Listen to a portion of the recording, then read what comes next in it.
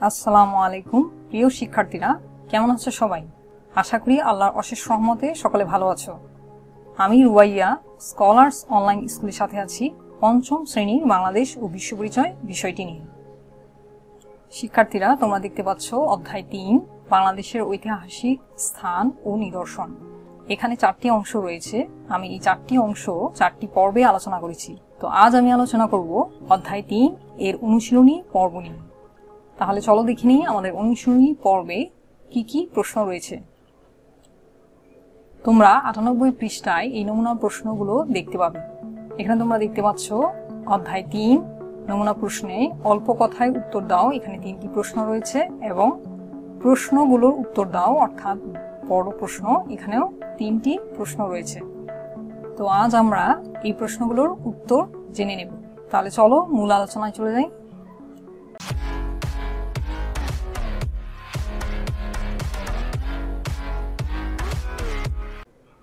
অল্প কথায় উত্তর দাও। প্রথম প্রশ্নটি হচ্ছে, 2টি প্রাচীন নিদর্শনের নাম লেখো। শিক্ষার্থীরা, তৃতীয় অধ্যায়ের প্রথম ও দ্বিতীয় অংশে আমরা ইতিমধ্যে এই 2টি প্রাচীন নিদর্শনের নাম জেনে এসেছি। তারপর আমি বলে দিচ্ছি 2টি প্রাচীন নিদর্শনের নাম হলো, একটি হচ্ছে মহাস্থানগড়ে প্রাপ্ত প্রাচীন ব্রাহ্মী শিলালিপি এবং অপরটি হচ্ছে রাজশাহীর পাহাড়পুরে প্রাপ্ত সোমপুর মহাবিহার। তো তোমরা যারা তৃতীয় অধ্যায়ের প্রথম ও দ্বিতীয় অংশ মিস করেছো তা অবশ্যই দেখে নেবে। দ্বিতীয় প্রশ্ন, 8ম শতকে কোন ধর্ম পালিত হতো? তোমরা ইতিমধ্যেই সেটা জানো। আমরা তৃতীয় অধ্যায়ের দ্বিতীয় অংশে সেটা জেনে এসেছি। 8ম শতকে কোন ধর্ম পালিত হতো? 8ম শতকে বৌদ্ধ ধর্ম পালিত হতো, কারণ ময়নামতি ছিল একটি বৌদ্ধ বিহার। তৃতীয় প্রশ্ন, প্রাচীন নিদর্শনগুলো কারা আবিষ্কার করেন? হ্যাঁ, প্রাচীন নিদর্শনগুলো প্রত্নতাত্ত্বিকরা আবিষ্কার করেন। এখন প্রশ্ন হলো, প্রত্নতাত্ত্বিক কথাটির অর্থ কি? প্রত্নতাত্ত্বিক কথাটির অর্থ হচ্ছে প্রত্নতত্ত্ববিদ একজন বিজ্ঞানী, যিনি মানুষের অবশিষ্টাংশ অর্থাৎ দীর্ঘদিন যাবৎ মানুষের রেখে যাওয়া সম্পদ বা নিদর্শনগুলো মাটি খুঁড়ে আবিষ্কার করেন। অর্থাৎ এক কথায় আমরা বলতে পারি প্রত্নতত্ত্ববিদ এমন একজন বিজ্ঞানী যিনি মানব ইতিহাস অধ্যয়ন করে থাকেন। শিক্ষার্থীরা, আশা করি তোমরা নিশ্চয়ই বুঝতে পেরেছ। শিক্ষার্থীরা, এখন আমরা এক নজরে দেখে নেব বড় প্রশ্নের উত্তর। চলো জেনে নিই। প্রথম প্রশ্ন হলো, ঐতিহাসিক নিদর্শনগুলো কোথায় রাখা হয়? শিক্ষার্থীরা, তোমাদের নিশ্চয়ই মনে আছে তৃতীয় অধ্যায়ের প্রথম অংশে আমি প্রাচীন নিদর্শনগুলো রক্ষা করার প্রয়োজন কেন এবং জাদুঘরে সংরক্ষিত নিদর্শনগুলো থেকে আমরা কি জানতে পারি সে সম্পর্কে আলোচনা করেছি। তা আজ আমি আলোচনা করব ঐতিহাসিক নিদর্শনগুলো কোথায় রাখা হয়। চলো উত্তরটি জেনে নিই। ঐতিহাসিক নিদর্শনগুলো আমাদের জাতীয় সম্পদ। এসব সম্পদ যেমন সংরক্ষণ করার প্রয়োজন হয়, তেমনি প্রদর্শনের ব্যবস্থা করতে হয়। এসব নিদর্শনগুলো সাধারণত জাদুঘরে রাখা হয়। বাংলাদেশের প্রাচীন ঐতিহাসিক নিদর্শনগুলো ঢাকার শাহবাগে অবস্থিত জাতীয় জাদুঘর, তোমরা জাতীয় জাদুঘরে একটি ছবি দেখতে পাচ্ছ, এবং সোনারগাঁওয়ের লোকশিল্প জাদুঘর সহ দেশের বিভিন্ন জাদুঘরে সংরক্ষিত আছে। তোমরা ঢাকার শাহবাগে অবস্থিত জাতীয় জাদুঘর ও সোনারগাঁওয়ের লোকশিল্প জাদুঘরের একটি চিত্র দেখতে পাচ্ছ। এখানেই বাংলাদেশের প্রাচীন নিদর্শনগুলো সংরক্ষিত আছে। যেমন ময়নামতিতে প্রাপ্ত বিভিন্ন মুদ্রা ও পাথরের ফলকের নিদর্শন সেখানকার জাদুঘরে সংরক্ষিত রয়েছে। এটা আমরা তৃতীয় অধ্যায়ের দ্বিতীয় অংশে ইতিমধ্যেই জেনে এসেছি, তাই না?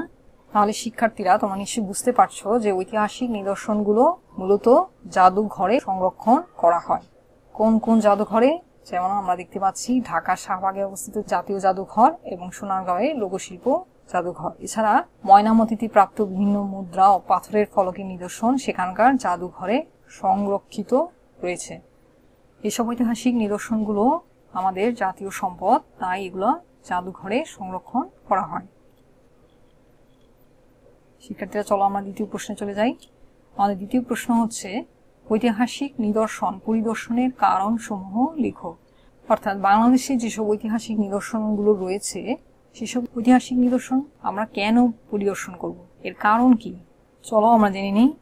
ঐতিহাসিক নিদর্শন পরিদর্শনের কারণগুলো হলো, ঐতিহাসিক নিদর্শন অতীত সভ্যতার পরিচয় বহন করে।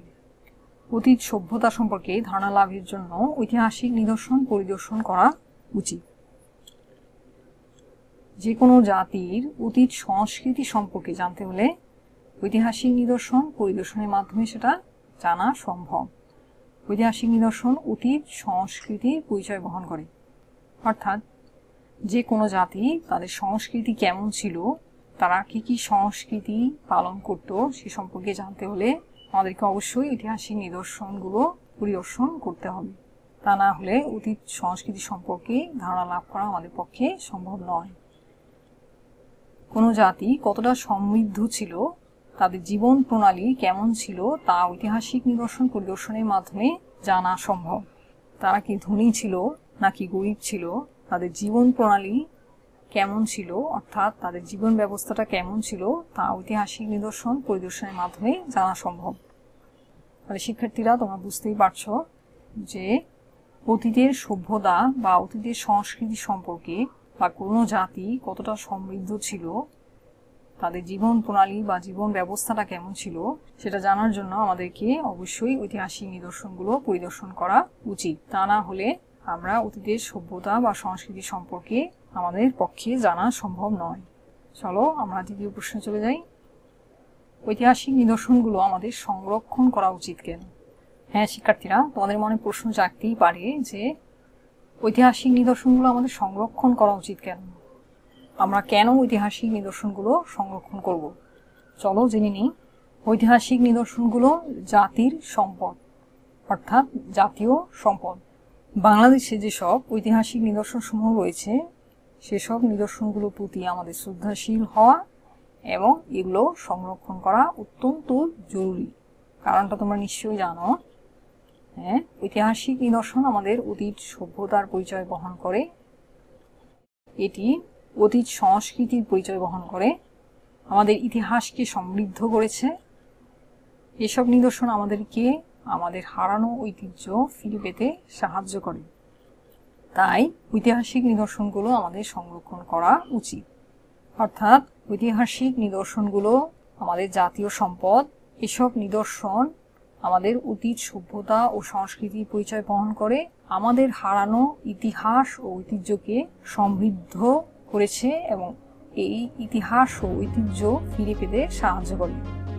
তাই আমরা অবশ্যই ঐতিহাসিক নিদর্শনগুলো পরিদর্শন করব এবং এগুলো যথাসাধ্য সংরক্ষণ করার চেষ্টা করব। আশা করি শিক্ষার্থীরা তোমরা নিশ্চয়ই বুঝতে পেরেছ। তাহলে আজ এ পর্যন্তই। আগামী ক্লাসে আমরা চতুর্থ অধ্যায়ের প্রথম অংশ নিয়ে আলোচনা করব। শিক্ষার্থীরা, তোমরা যদি কোনো বিষয় বুঝতে না পারো তাহলে ঝটপট আমাকে কমেন্ট করে তা জানিয়ে দাও, আমি অবশ্যই তা উত্তর দেওয়ার চেষ্টা করব। এতক্ষণ মনোযোগ সহকারে ভিডিওটি দেখার জন্য অসংখ্য ধন্যবাদ। সকলে ভালো থাকবে। আল্লাহ হাফিজ।